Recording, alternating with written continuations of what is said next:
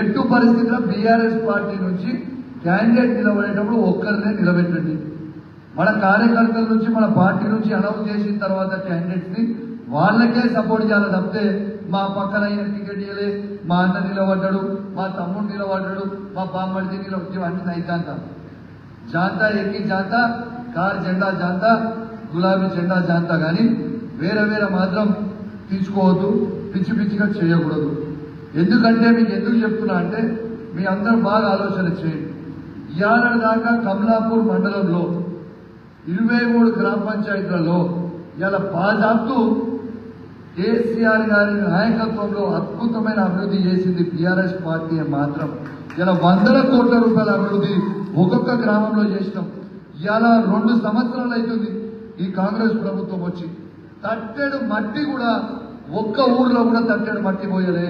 కేసీఆర్ గారు వేసిన రోడ్లే, కేసీఆర్ గారు వేసిన మోరీలే, కేసీఆర్ గారు కట్టించిన డివైడర్లే, కేసీఆర్ గారు పెట్టించిన లైట్లే, కేసీఆర్ గారు కట్టించిన గ్రామ పంచాయతీలే తప్పితే, కేసీఆర్ గారికి కొనిచ్చిన ట్రాక్టర్లే, కేసీఆర్ గారు కట్టించిన డంపింగ్ యార్డ్లే తప్పితే ఏ ఒక్క పని కూడా తట్టెడు మట్టి కూడా ఈ కాంగ్రెస్ కానీ బీజేపీ కానీ చెయ్యలేదనేది కూడా మీ అందరూ కూడా గుర్తుపెట్టుకోవాలని మీ అందరూ కూడా విజ్ఞప్తి చేస్తా ఉన్నాం. ఖచ్చితంగా చెప్తా ఉన్నా, మీకు ఒకటే ఉదాహరణ చెప్తా ఉన్నా, చాలా బాధ అనిపిస్తుంది.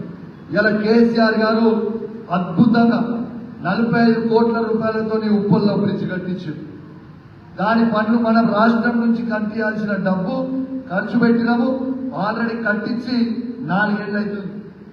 ఈ సెంట్రల్ గవర్నమెంట్ వేయాల్సిన బ్రిడ్జ్ ని ఆ మధ్యలో ఉన్నది ఎన్నిసార్లు అయ్యామన్నా కూడా వెయ్యరు వాళ్ళు. వెయ్యకపోతే మన అసెంబ్లీలో పొట్టుబడి తిట్టిన తర్వాత సొయ్యి వచ్చింది. ఇలా పనులు స్టార్ట్ చేసి కంప్లీట్ అవుతుంది. ఇలా ఇంత అద్భుతమైన బ్రిడ్జ్ కట్టిస్తే ఇలా కింద రోడ్డు కేసీఆర్ గారు పరకాల క్రాస్ నుంచి మొదలు పెడితే ఆల్మోస్ట్ పరకాల వరకు 100 కోట్ల రూపాయలతో అద్భుతమైన 4 లేన్ రోడ్ వేపిస్తే ఇప్పుడు వస్తున్న ఆ గేట్ కాడ అదేమైనా రోడా, అసలు అదేమైనా కథన? ఆ గేట్ కాడ రోడ్డు చూస్తా ఉంటే ఏడుకొస్తా ఉంది. ఇది ఏం రోడ్డు, ఏ గదాల రోడ్డు, కార్లు దిగిపోయి ఉన్నాయి.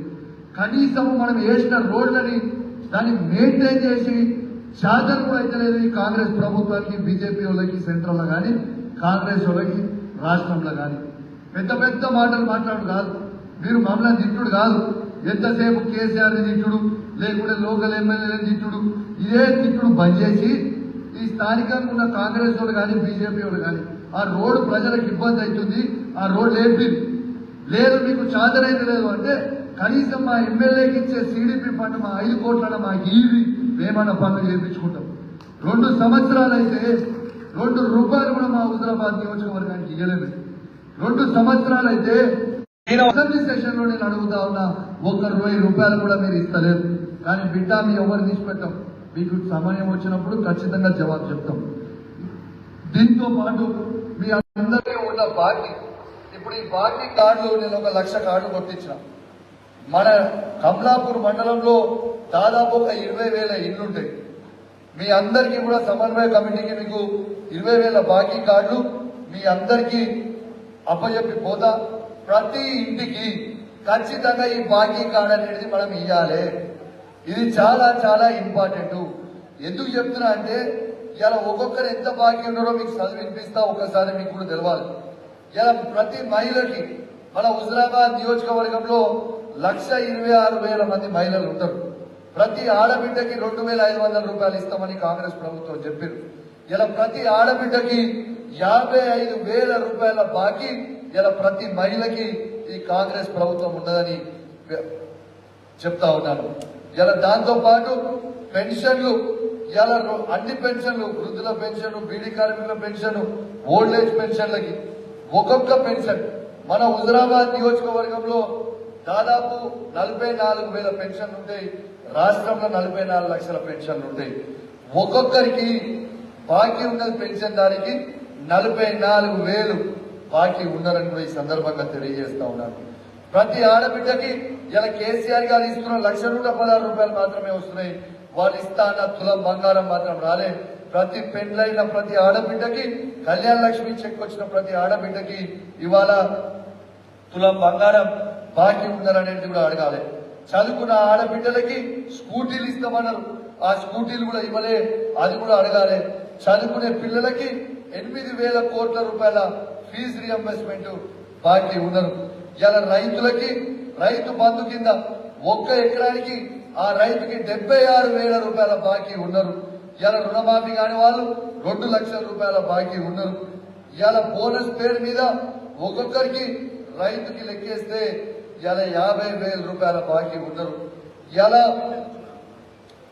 12,000 కూలీలకు ఇస్తాను. రైతు కూలీలకి 2 సంవత్సరాలు వస్తుంది 24,000 రూపాయల బాకీ ఉన్నారు.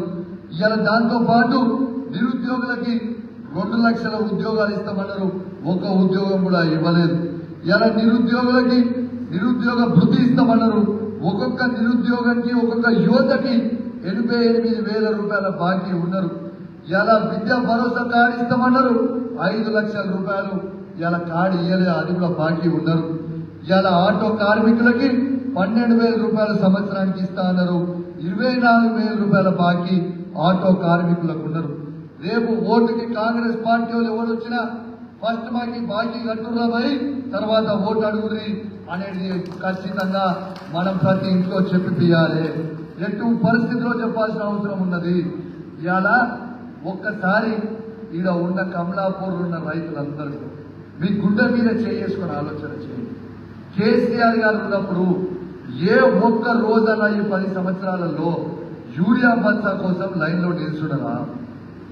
గుండె మీద చేసుకొని చెప్పండి. ఇవాళ ఏ పరిస్థితులు ఉన్నది? అటు బీజేపీ ఇవ్వాలి, ఇటు కాంగ్రెస్ ఇవ్వాలి. ఈ 2 పార్టీలు బీజేపీ కాంగ్రెస్ పార్టీలు కలిసి ఏం చేసిర్రు? ఇలా రైతులని మళ్ళా పాతకాలం తీసుకొచ్చి చొప్పులు లైన్లలో నిలబెట్టించిర్రు. రైతులు కొట్టుకునేటట్టు చేసిర్రు. ఇది వాస్తవమా కాదా? మీ గుండె మీద చేసుకొని మీరు ఆలోచన చేయండి.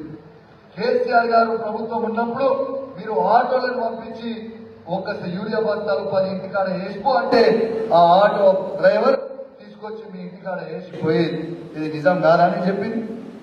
ఇలా రైతు బంధు ఏ విధంగా ఉండే కేసీఆర్ గారు ఉన్నప్పుడు మీరు నాట్లు వేయకంటే ముందే రైతులకి పెట్టుబడి అవసరం ఉంటుందని ఇలా టంచలుగా రైతు బంధు అకౌంట్ రైతు అకౌంట్ లో పడేది.